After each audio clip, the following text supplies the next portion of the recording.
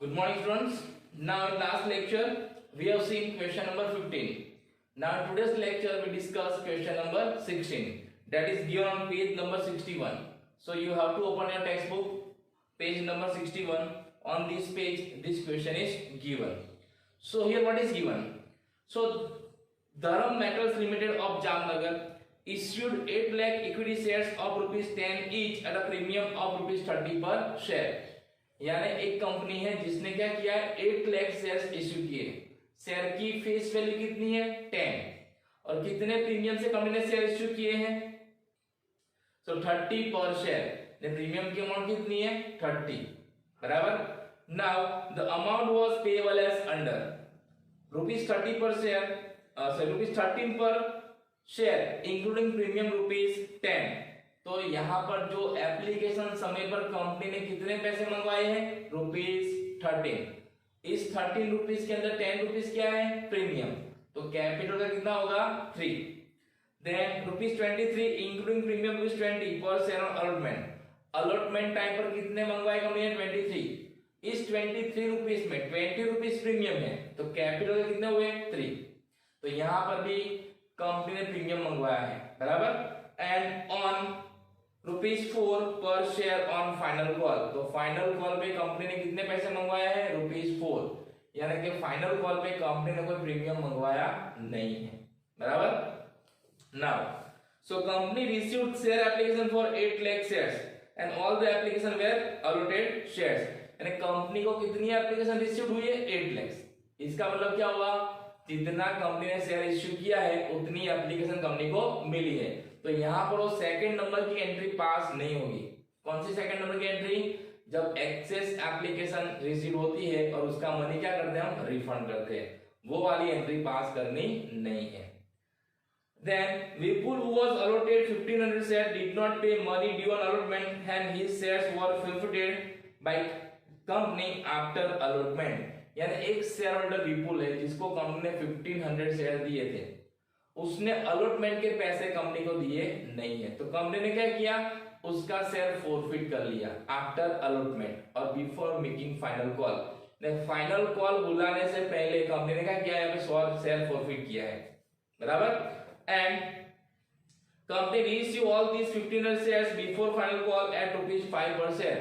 Company ने सारे shares जो फोरफिट किए वो 5 रुपीस में रीइश्यू कर दी है। तो यहाँ पर कंपनी ने before making final call allotment के पैसे न देने की वजह से विपुल के शेयर फोरफिट कर लिए और उसको रीइश्यू भी कर लिए। तो यहाँ पर हमको क्या करना है अलॉटमेंट के पैसे मिलने के बाद शेयर फोरफिट और रीइश्यू की एंट्री देनी है और उसके बाद फाइनल कॉल मंगवाना है बराबर। Then Hema who was allotted 500 shares did not pay money due on final call and therefore her share were forfeited by company. Company reissued these 500 shares at a maximum permissible discount। अब final call का पैसा मंगवाया तो उस समय एक share holder Hema जिसको company ने 500 शेयर दिए थे उसने फाइनल कॉल के पैसे दिए नहीं है। तो कंपनी ने क्या किया उसके शेयर फोरफिट किए और कैसे रीइश्यू किए मैक्सिमम परमिसिबल डिस्काउंट। अब मैक्सिमम परमिसिबल डिस्काउंट यानी क्या जो प्रीवियस शेयर होल्डर है यानी हेमा उसके शेयर जितने कंपनी ने फोरफिट किए और हेमा ने जितना पैसा कंपनी को दे दिया है उतना डिस्काउंट कंपनी देगी, उसको बोलते हैं मैक्सिमम परमिसिबल डिस्काउंट बराबर। Pass general entries for about transaction in the books of the company. आपको एंट्रीज पास करने के लिए बोला गया है। तो सबसे पहले हम क्या करेंगे when company received share application money, उस समय कौन सी एंट्री आएगी वो पास करेंगे बराबर। तो पहली एंट्री कौन सी होगी हमारी, उससे पहले जर्नल एंट्रीज किसकी बुक में धरम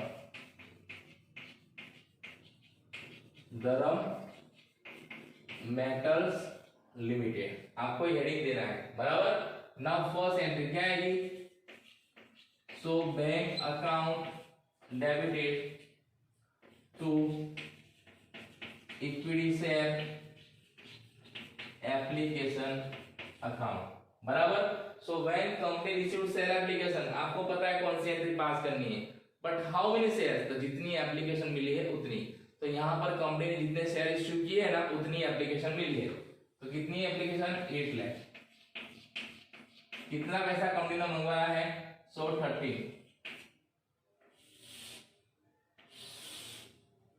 ऑन एप्लीकेशन कंपनी कितना पैसा मंगवाया? 13। सो 8 लाख इंटू 13 करो, 1 लाख इंटू 13 तो कितना होगा आपका?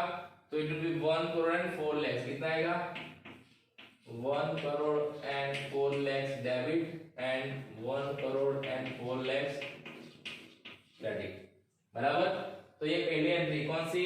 जब bank share application money is received by the company. What is the entry? Bank account debited to share application account.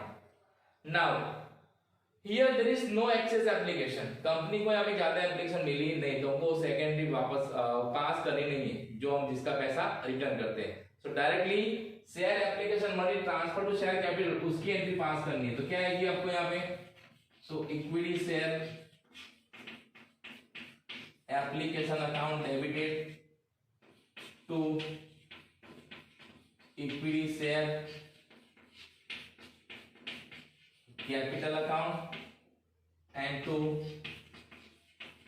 securities premium account, क्योंकि कंपनी ने शेयर प्रीमियम से इश्यू किए हैं। बराबर ना? तो प्रीमियम अकाउंट क्या होगा? क्रेडिट। तो कितना रुपीस मंगवाया है? 13। तो यहाँ पे कितना आएगा? 8 लाख इंटू 13 तो कितना आएगा? 1 करोड़ एंड 4 लाख। यहाँ पे कितना है कैपिटल में? तो 8 लाख इंटू 3। क्यों 3? क्योंकि 13 में से 10 रुपीज प्रीमियम का है तो कैपिटल कितना होगा? 3। तो यहाँ पे कितना आएगा प्रीमियम का? 10।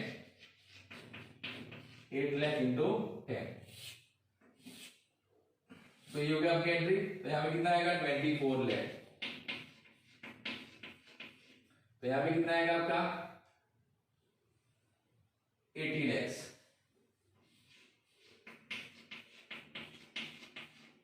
तो एंट्री क्या होगी आपकी? Equity share application account debited 1 crore 4 lakhs to equity share capital account 24 lakhs to security premium account 80 lakhs। बराबर। एप्लीकेशन समय पर कोई कॉल्स इन एरर्स होता नहीं है। Now when company made allotment money, है ना, कंपनी जब अलॉटमेंट मनी मंगवाएगी तब तो यहाँ पे कॉल्स इन एरर्स है, लेकिन जब कंपनी पैसा मंगवाती है उस टाइम उसकी कोई इफेक्ट देनी नहीं है। तो यहाँ पे एंट्री क्या होगी? Equity share allotment account debited to equity share capital account to security premium account. बराबर। तो कितना पैसा मंगवाया है अलॉटमेंट टाइम पर? 23। तो यहाँ पे कितना आएगा? 8 लाख इंटू 23 जितना पैसा मंगवाया वो। अब 23 में 20 रुपीज प्रीमियम है तो कैपिटल कितना होगा? 3। तो कैपिटल कितना जाएगा? 8 लाख इंटू 3 तो प्रीमियम कितना जाएगा? 8 लाख इंटू 20। बराबर। अब आप मल्टीप्लाई करो 8 लाख इंटू 23 तो कितना आएगा आपका? तो ये आएगा आपका 1 करोड़ 84 लाख। कितना आएगा? 1 crore 84 lakh. Now share capital में कितना आएगा? 8 लाख इंटू 3 तो कितना आएगा? 24 lakh. To security premium 8 lakh into 20 तो कितना आएगा? 1 करोड़ 60 लाख। जीरो लिखने में ध्यान देना। बराबर। एक जीरो ज्यादा ना हो जाए, एक जीरो कम ना हो जाए। तो एंट्री क्या हुई? Equity share allotment account debited 1 crore 84 lakh to equity share capital account 24 lakh to security premium account 1 crore 60 lakh. ये हो गई एंट्री जब अलॉटमेंट के पैसे मंगवाए उस टाइम। अब जब अलॉटमेंट के पैसे कंपनी को मिलेंगे बैंक में, उस समय हमको पता चला कि एक शेयर होल्डर विपुल जिसने 1500 शेयर परचेस किए थे उसने अलॉटमेंट के पैसे दिए नहीं है। तो आपको बैंक में कितने शेयर के पैसे मिलेंगे? तो एंट्री क्या होगी आपकी यहाँ पे? बैंक अकाउंट डेबिटेड कितना आएगा? तो 8 लाख माइनस 1500 तो कितने शेयर पे पैसे मिलोगे 7,98,500। कितने पैसे मिलोगे 23। ऐसा हो गया। आपने 8 लाख शेयर इश्यू किए थे, उस पे से 1500 शेयर के अलॉटमेंट के पैसे मिलते नहीं है, तो कितने शेयर पे पैसे मिलेंगे 8 लाख माइनस 1500 7,98,500 इनटू 23 कितना मिलेगा पर शेयर 23। तो आप इसको मल्टीप्लाई करो, कितना आंसर आएगा आपका यहाँ पर अगर आप मल्टीप्लाई करते हो तो ये आंसर आपका आएगा 1,83,65,500। कितना आंसर आएगा 1,83,65,500। आपको मल्टीप्लाई करके लिखना है, बराबर। देन कॉल्स इन एरियर्स, अब यहाँ पे कॉल्स इन एरियर्स आएगा क्योंकि हमको पैसा मिला नहीं है, तो कॉल्स इन एरियर्स अकाउंट क्या होता है डेबिट। कितने आए सो 1500 इंटू 23, बराबर है। जितना पैसा मिला नहीं आपको जितने से थे, तो 1500 से पे पैसे मिले नहीं है, तो 1500 इंटू 23 तो कितना आएगा 34,500। कितना आएगा 34,500 to equity share allotment account. अब मैंने आपको पहले भी बताया था जितना equity share allotment account debit होता है उतना क्या करना है क्रेडिट करना है। तो क्रेडिट हो गया, देखो 1,84 lakh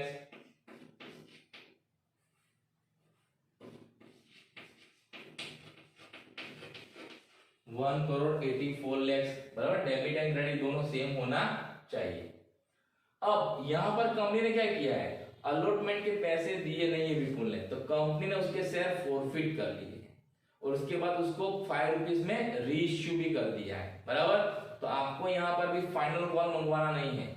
after making allotment company will forfeit the shares of Vipul, तो हमको यहाँ पर अब शेयर फॉरफिट की एंट्री देनी है। कंपनी किसी भी समय शेयर फॉरफिट कर सकती है अगर शेयर होल्डर कंपनी को टाइम पर पैसा देता नहीं है। तो यहाँ पर कंपनी ने आफ्टर अलॉटमेंट विपुल के शेयर फॉरफिट कर दिए और उसको रीइश्यू कर दिए और उसके बाद फाइनल कॉल मंगवाया है।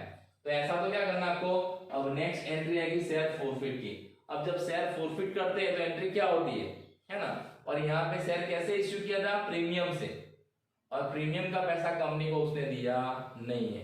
तो when shares are issued at premium and premium amount is not received by the company at that time securities premium account is debited when company forfeit the shares, बराबर।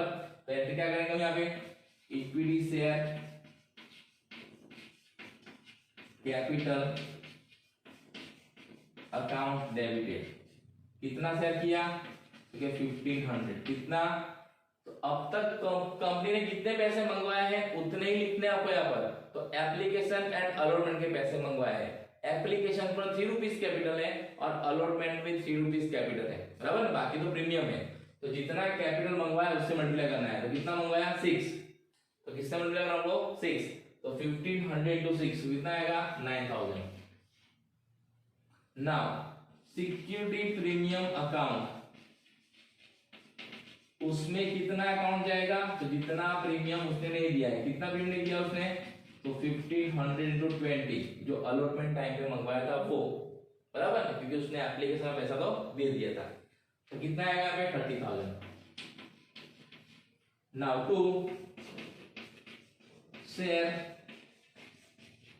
Forfeiture account, तो share forfeiture में कितना amount जाएगा, जितना पैसा उसने दे दिया है। तो उसने सिर्फ एप्लीकेशन का पैसा दिया है, तो 1500 into 3। एप्लीकेशन में सिर्फ कैपिटल का लिखना है, प्रीमियम वाला नहीं, बराबर। एप्लीकेशन सब में कंपनी 13 रुपीज मंगवाए थे, लेकिन उसने कैपिटल कितना था 3 रुपीज, तो आपको वो 3 रुपीज लिखना है। तो कितना आएगा यहाँ पे 4500 टू शेयर अलॉटमेंट अकाउंट। तो अलॉटमेंट में कितना पैसा नहीं दिया उसने वो यहाँ पे लिखना है। तो 1500 into 23, 1500 into 23, तो ये अमाउंट आपका कितना आएगा 1523 34,500। कितना आएगा 34,500। तो ये हो गया अभी कौन सी entry, when company has forfeit the shares of the shareholders for non payment of allotment money with premium, बराबर। Equity share capital account debited 9,000 कैसे आया तो 1500 शेयर फॉरफिट किए और कंपनी ने अब तक 6 रुपीज मंगवाया है on capital, that's why I have taken 6, क्योंकि अब तक जितने पैसे मंगवाए हैं ना वही पैसे आपको लेना है। यहाँ पर कंपनी ने फाइनल कॉल भी मंगवाया नहीं है तो उसका पैसा हम इसमें इंक्लूड करेंगे नहीं। तो then security premium account debited, जितना प्रीमियम उसने नहीं पे किया उतना, कितना 20। टू शेयर फॉरफिचर अकाउंट, जितना पैसा उसने कंपनी को दे दिया है, सिर्फ एप्लीकेशन का पैसा दिया है उसने 3 रुपीज विदाउट प्रीमियम, बराबर। देन टू शेयर अलॉटमेंट, उसमें जितना अलॉटमेंट का पैसा नहीं दिया है वो। अब क्या करेंगे हम, ये शेयर उसने जो रीइश्यू किया है उसकी एंट्री करेंगे, बराबर।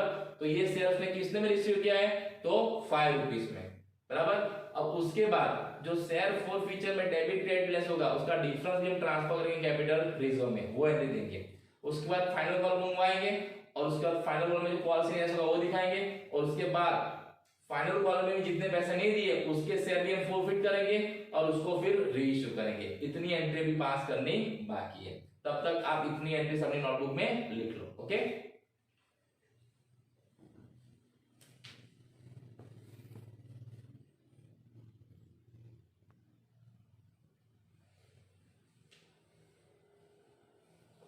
नाउ जो शेयर फॉरफिट किए उसको रीइश्यू किया है उसकी एंट्री, तो फॉरफिट किए हुए शेयर रीइश्यू करती है कंपनी तब कौन सी एंट्री आती है, बराबर। जो शेयर फॉरफिट किए उसको कंपनी रीइश्यू करती है उस टाइम कौन सी एंट्री आती है, वो तो हमको पता है कि जब कंपनी शेयर रीइश्यू करती है, बराबर, तो बैंक अकाउंट डेबिट होता है। और यहां पर कंपनी ने शेयर कैसे रीइश्यू किए, तो 5 रुपीज में इश्यू किए। अब कंपनी ने अब तक कितने पैसे मंगवाए थे, 6 rupees.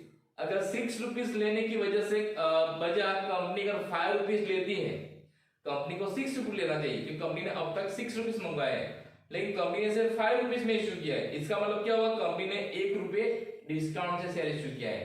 Company has issued this shares at 1 rupees discount, company ने 1 रुपया डिस्काउंट देके शेयर इश्यू किया है, ऐसा हो गया। तो इसकी एंट्री क्या आएगी आपकी यहाँ पे, तो बैंक अकाउंट डेबिटेड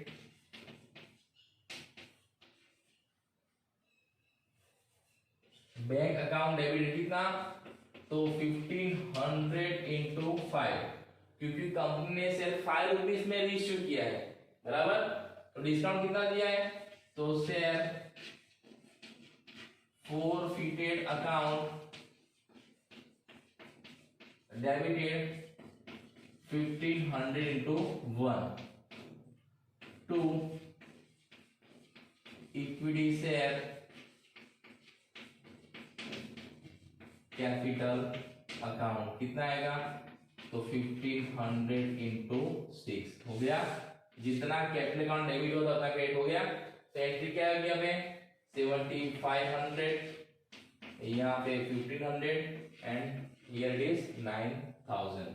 तो एंट्री क्या होगी, bank account debited 7500, share forfeiture account debited 1500 to equity share capital account 9000, बराबर। हमने 5 रुपीज में इश्यू किया है तो हमने 1 रुपीज क्या दिया है, डिस्काउंट दिया है, बराबर। नाउ इसके बाद जो शेयर फॉरफिचर अकाउंट का प्रॉफिट एंड लॉस वो भी हमें ट्रांसफर करना है, उसकी भी एंट्री पास करनी है। तो आपने जब शेयर फॉरफिट किए थे ना तो आपने यहाँ पे एंट्री लिखी होगी, उसमें शेयर फॉरफिट अकाउंट में क्रेडिट कितना होता है 4500 और यहाँ पे डेबिट कितना हुआ है 1500। इसका मतलब क्या है, कंपनी को 3 रुपीज प्रॉफिट हुआ है, बराबर ना। तो एंट्री क्या होगी, share forfeited account debited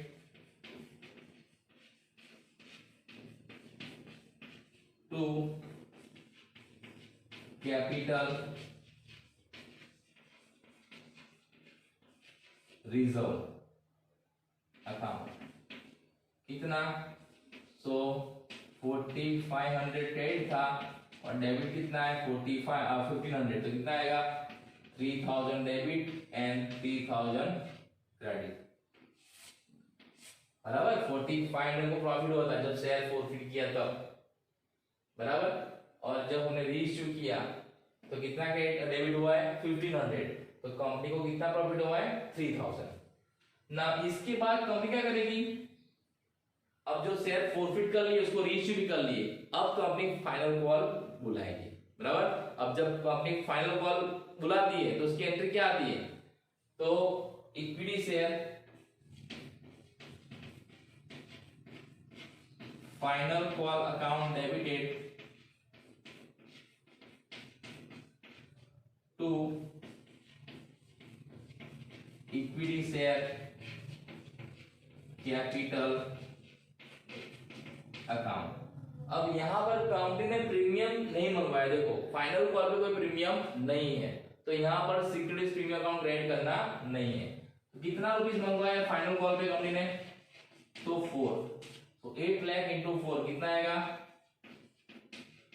32 lakhs and 32 lakhs, तो 32 lakhs डेबिट 32 lakhs क्रेडिट। क्या एंट्री हो गई, equity share final call account debited to equity share capital account 32 lakhs 32 lakhs। Now here यहां पर भी कंपनी को फाइनल कॉल पे 500 शेयर के पैसे मिलते नहीं है जो हेमा ने परचेज किए थे। तो कितने शेयर पे पैसे मिलेंगे आपको, वो लिखना आपको बैंक अकाउंट में। तो क्या एंट्री होगी आपकी, bank account debited 8 lakh minus 500, तो कितने शेयर पे पैसे मिलोगे 7,99,500। आपको 7,99,500 शेयर पे पैसे मिलोगे क्योंकि 500 शेयर के पैसे मिले नहीं है। कितना, तो पर शेयर 4 रुपीस। तो कितना अमाउंट आएगा यहाँ पर आपका 31,98,000। कितना 31,98,000 आपको इतना पैसा बैंक में मिला होगा। तो कितना बैंक में मिला नहीं होगा, वो कहा जाएगा कॉल्स इन एरियर्स। तो calls in arrears account debit कितना होगा आपका, तो 500 इंटू 4, तो कितना आएगा 2000। 500 इंटू 4 कितना आएगा 2000। To equity share final call account, उसमें कितना जाएगा आपका, जितना आपने डेबिट किया था। कितना डेबिट किया था फाइनल कॉल 32 लाख, तो यहाँ पे 32 लाख आना चाहिए। देखो आ जाता है 32 lakhs। बराबर, आपका डेबिट एंड क्रेडिट दोनों टोटल सेम होना चाहिए। तो एंट्री क्या हो गई, bank account debited 31,98,000, calls in arrears account debited 2000 to equity share final call account 32 lakhs। अब यहां पर भी फाइनल कॉल पे हमें 500 शेयर के पैसे मिलते नहीं है, बराबर। अब यहां पर आपको क्वेश्चन होगा, सर जो पहले 1500 शेयर पे पैसे नहीं मिले थे अलॉटमेंट के, उसके पैसे हमको फाइनल कॉल पे मिल गए होंगे। तो आपको यहाँ पे ऐसा समझना है, वो 1500 शेयर पे जिसने अलॉटमेंट के पैसे नहीं दिए थे उसके शेयर ने फॉरफिट कर लिए थे, और उसको जिस पर्सन को रीइश्यू किया है ना उसने फाइनल कॉल के पैसे दे दिए हैं, इसलिए मैंने वो 1500 ज्वाइन किया नहीं है, बराबर। तो आपको याद रखना है। तो यहाँ पे सिर्फ 500 शेयर्स की कॉल्स इन एरियर्स है, तो कंपनी ने 500 शेयर कैसे इश्यू किया, मैक्सिमम परमिसेबल डिस्काउंट, बराबर, मैक्सिमम परमिसेबल डिस्काउंट। लेकिन उससे पहले आपको ये शेयर फॉरफिट करना पड़ेगा। तो ये शेयर फॉरफिट करोगे, इसकी एंट्री क्या होगी आपकी, so equity share capital account debited. कितना शेयर फॉरफिट किया आपने 500 इंटू 10। मैंने यहाँ पर 10 क्यों लिया, क्योंकि कंपनी ने यहाँ पे 10 रुपीस मंगवा लिए कैपिटल पे, इसलिए। तो कितना आएगा यहाँ पे 5000 टू फोर फीचर अकाउंट। कितना आएगा फोर फीचर अकाउंट में, जितना पैसा उसने दे दिया कंपनी को, कितना दे दिया उसने 500 टू 6। कैसे 6 आया, तो उसने एप्लीकेशन एंड अलॉटमेंट के पैसे दे दिए, सिर्फ फाइनल कॉल के पैसे दिए नहीं है। तो फाइनल कॉल पे कंपनी ने कितना मंगवाया 4 रुपीस, बराबर। इसका मतलब क्या होता है 6 रुपीस कंपनी को दे दिए। तो शेयर फोर्स में कौन से पैसे जाते हैं, जितने पैसे उसने कंपनी को दिए हुए। तो कितना आएगा अभी 3000 टू शेयर फाइनल कॉल। तो फाइनल कॉल पे कितना आएगा, उसने नहीं दिया कंपनी को 500 इंटू 4, बराबर। तो कितना आएगा भाई 2000, कितना आएगा 2000, बराबर।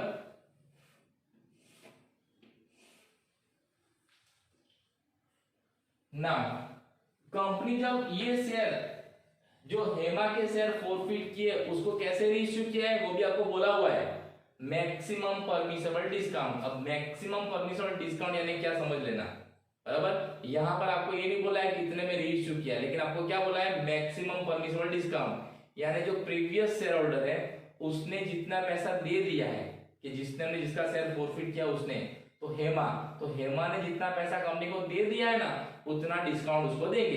तो हेमा ने कितना पैसा दिया कंपनी को, 6 रुपीज, बराबर। तो हम ये शेयर 6 रुपीज डिस्काउंट से इश्यू करेंगे। अब 6 रुपीज डिस्काउंट से इश्यू करोगे तो 10 रुपीज का शेयर है, तो 10 रुपीज में से 6 रुपीज डिस्काउंट दोगे तो कितने में शेयर इश्यू किया होगा, 4 रुपीज में। एंट्री क्या आएगी आपकी यहाँ पे, बैंक अकाउंट डेबिटेड, कितना, तो 500 इंटू 4, क्योंकि आपने क्या किया है, 4 रुपीज में इश्यू किया है, तो 4 फीचर अकाउंट डेबिट कितना होगा, तो 4 फीचर अकाउंट में कितना आएगा, 500 इंटू 6, क्योंकि हमने 6 रुपीज क्या किया है, डिस्काउंट दिया है। टू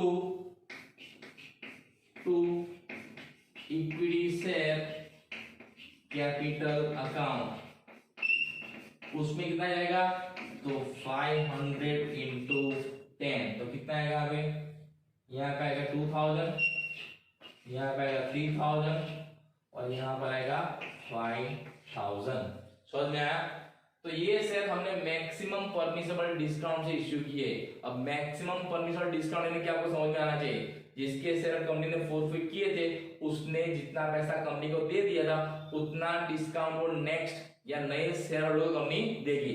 तो यहाँ पर हेमा ने 6 रुपीज दे दिए थे, उतना डिस्काउंट कंपनी यहाँ पर दे के दिया, देखो 6 रुपीज, तो कितने में शेयर इश्यू किया होगा, 4 रुपीज में। तो एंट्री क्या होगी, bank account debited 2000, share forfeiture account debited 3000, to equity share capital account 5000। अब यहाँ पे देखो जितना आपका शेयर फोरफिचर अकाउंट क्रेडिट हुआ ना उतना ही डेबिट हुआ है। शेयर फोरफिचर अकाउंट जितना क्रेडिट हुआ था जब हमने शेयर फोरफिट किया तब, और जब रीइश्यू किया उस टाइम उतना ही क्या होता है, डेबिट होता है। तो यहाँ पर शेयर फोरफिचर अकाउंट में कोई बैलेंस रहता नहीं है, यहाँ पर कोई डिफरेंस नहीं है। जब डिफरेंस नहीं है इसका मतलब क्या है, शेयर फोरफिचर अकाउंट क्लोज है, इट इज स्क्वायर अप, तो इसका बैलेंस कैपिटल रिजर्व में ले जाना नहीं है।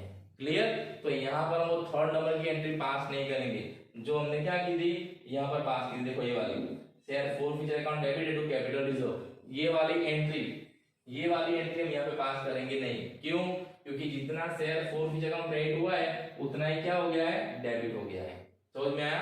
तो यहाँ पर वो ट्रांसफर वाली एंट्री पास करनी नहीं है।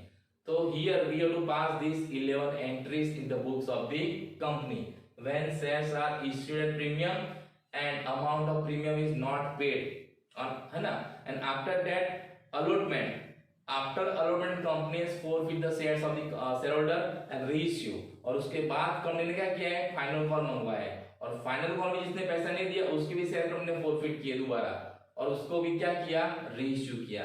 तो यहाँ पर हमने फॉरफिट की एंट्री 2 बार पास की है, एक बार आफ्टर अलॉटमेंट और एक बार आफ्टर फाइनल कॉल। तो ऐसा भी हो सकता है, बराबर।